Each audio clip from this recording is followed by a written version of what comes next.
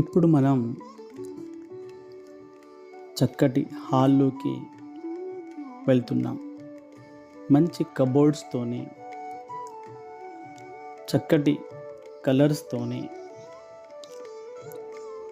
గృహమే కదా స్వర్గసీమ, దేవాలయం లాంటి దేవుని రూము,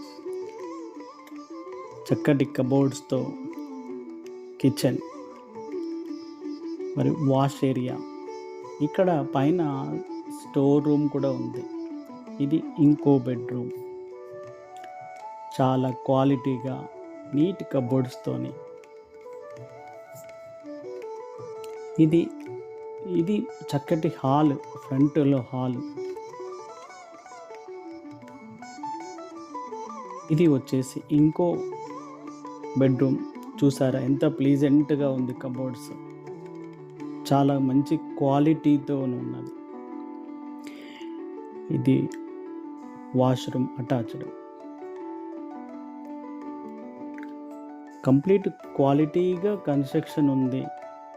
నీట్గా చాలా ప్రైమ్ కన్స్ట్రక్షన్.